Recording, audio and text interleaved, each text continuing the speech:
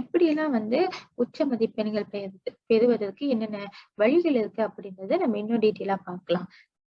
ரெலவென்ட்னா என்ன? தொடர்பு. சோ தொடர்புடைய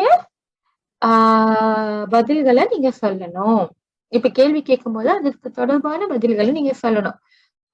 ஷோ இன்ட்ரெஸ்ட். ஷோ இன்ட்ரெஸ்ட் அப்படின்றது என்னன்னாக்கா ஆர்வம், சுவாரஸ்யமா நீங்க பேசணும், ஆர்வத்தை காட்டணும் அவங்க கேட்கக்கூடிய கேள்விகளுக்கு. உங்களுக்கு தெரியாம கேட்டா கூட நீங்க வந்து பதற்றம் அடையக்கூடாது. கவனம். கவனம்ன்றது ஒரு பண்பு இல்லையா? சோ இப்ப கவனம் சார்ந்த சொற்கள்னா என்னென்ன? கவனம்னா என்ன? கேர்ஃபுல். ஓகே. சோ கவனம் சார்ந்த சொற்கள் என்னென்ன இருக்கு? கவனத்தோடு இருந்தா நமக்கு வந்து எந்த ஒரு தப்பும் வராது. தவறுகளை என்ன பண்ணலாம்? அவாய்ட் பண்ணலாம். அவாய்ட் பண்றது தமிழ் என்ன? தவறுகளை தவிர்க்கலாம்.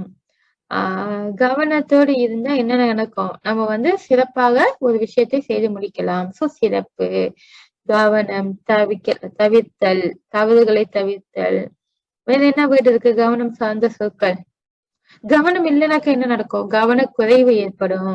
கவனக்குறைவு ஏற்பட்டா என்ன நடக்கும்? சிக்கல் வரும், பிரச்சனை வரும். விழுமியங்கள்னா என்னென்ன விழுமியங்கள் இருக்கின்றன? முதலாவது விழுமியம்னா என்ன? வேல்யூஸ், பண்புகள். சோ பாருங்க, பண்புகள் கூட சொல்லாம நம்ம விழுமியம் அப்படின்னு சொல்றோம். சோ பண்புகளை வந்து ஆராயணும். எப்பவுமே உங்களுக்கு P5 PSLE வந்து வாய்மொழி தேர்வுக்கு வந்து பண்புகள் அடிப்படையில தான் கேட்பாங்க, விழுமியங்கள் அடிப்படையில தான் கேட்பாங்க.